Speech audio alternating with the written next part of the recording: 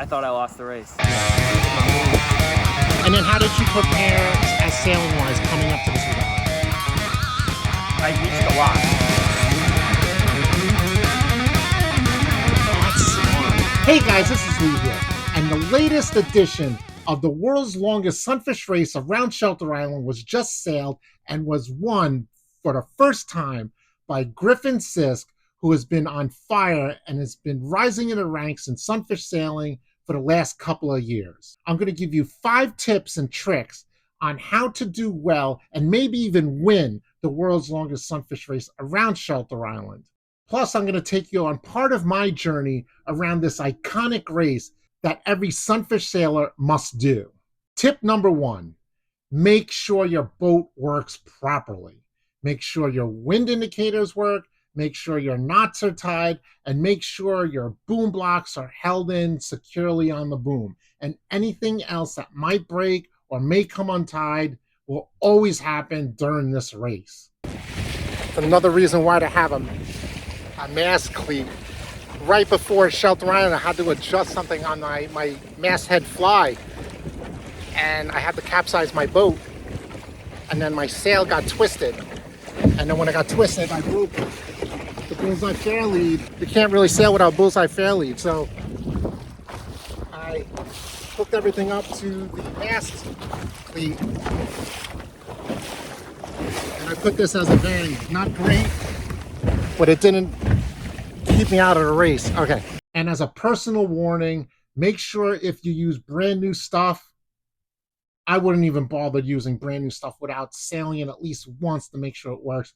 2 years ago, I missed the entire race because I went halfway out to the start and my centerboard, which was brand new to the boat that I was using, didn't fit. Also, make sure something that you think is going to work well, like your hiking strap, make sure the knot is tied so it doesn't come out. Tip number 2, know the currents.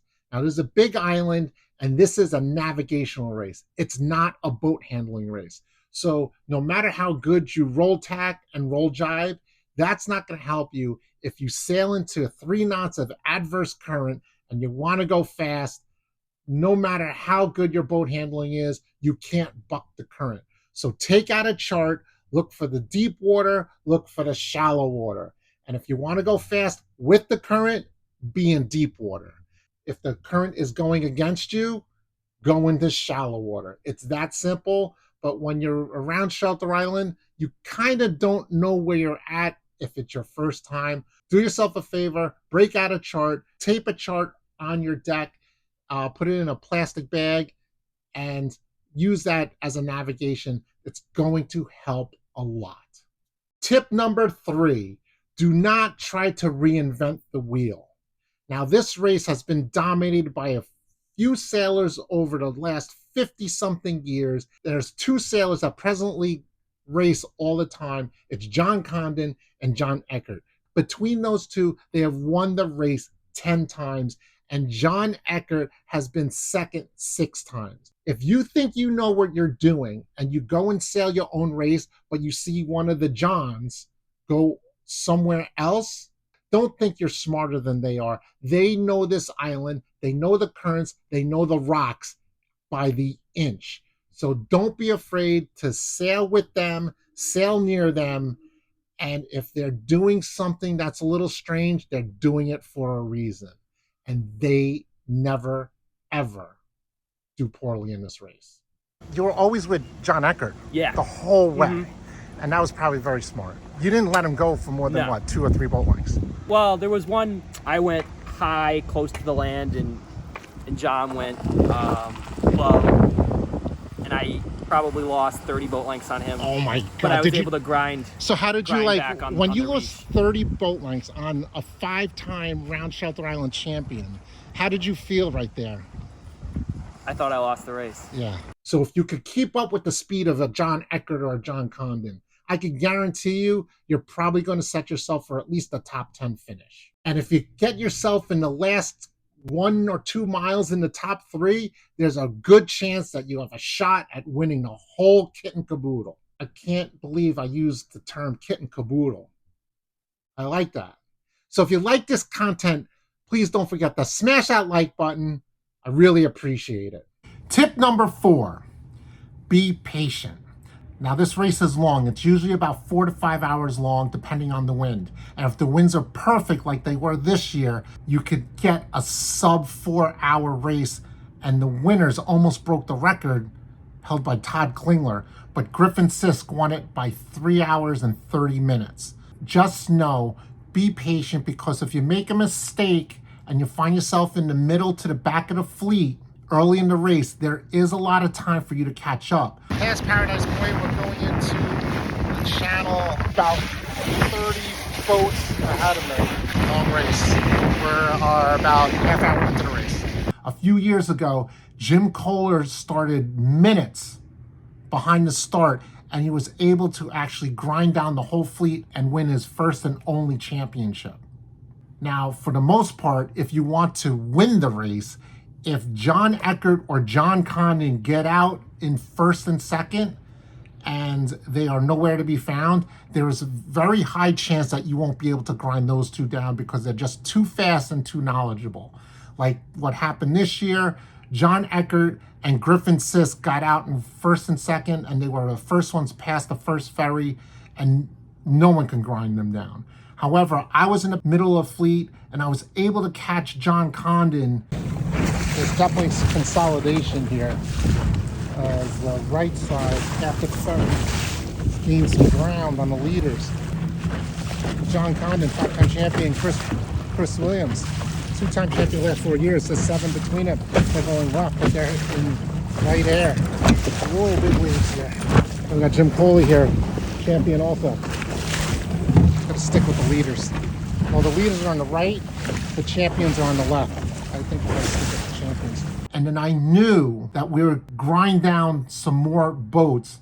So if you are able to catch John Condon or John Eckert, remember tip number 3. Tip number 5. Enjoy the race. This race is like the New York City Marathon for SUnfish Sailors. Everyone does it for their own reason, and not everyone runs a marathon to win it. So if you're coming out because you want to finish the race or set a personal best, or if you want to sail with a family member or a loved one, they could be interchangeable. Or if you want to go and travel with a group, we have like the Davis Island group from Florida that came up. We have people from Jersey, from all over the world, Manhattan Yacht Club, and even in Brooklyn, the Sebago Canoe Club.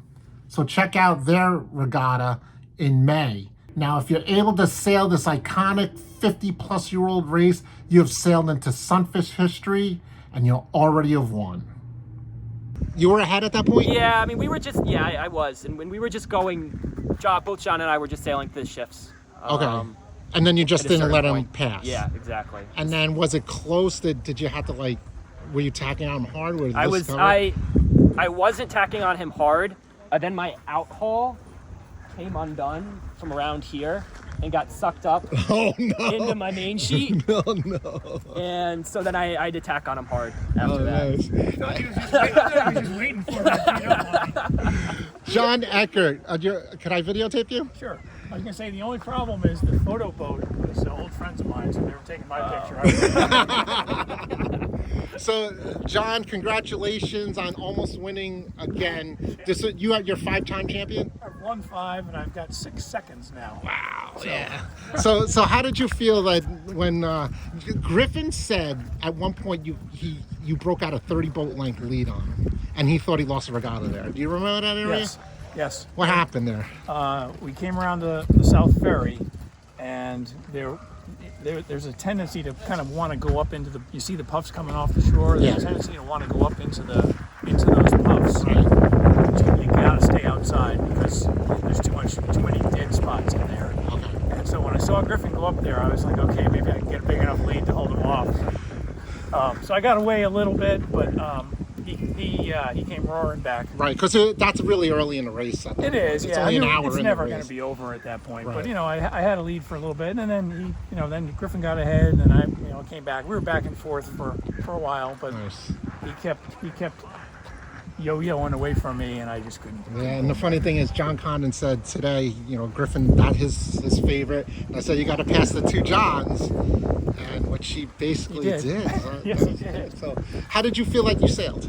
Well, I honestly don't think I could have done anything That's more big. or better. Yeah. So, you know, That's good, Griffin. It's not like sailed a great race. it's not like his boat broke. No. And Griffin, congratulations on your first and hopefully many of the Round Shelter Island. One last thing, do you want to like say hi to anyone or thank anyone? Yeah, I want to thank my parents and all my great sailing mentors over the years. There's too many to count. But, Okay, great. All right, congratulations. And I really appreciate the fact that you came from so far away, some of you. I think our farthest distance traveled this year is from Ohio.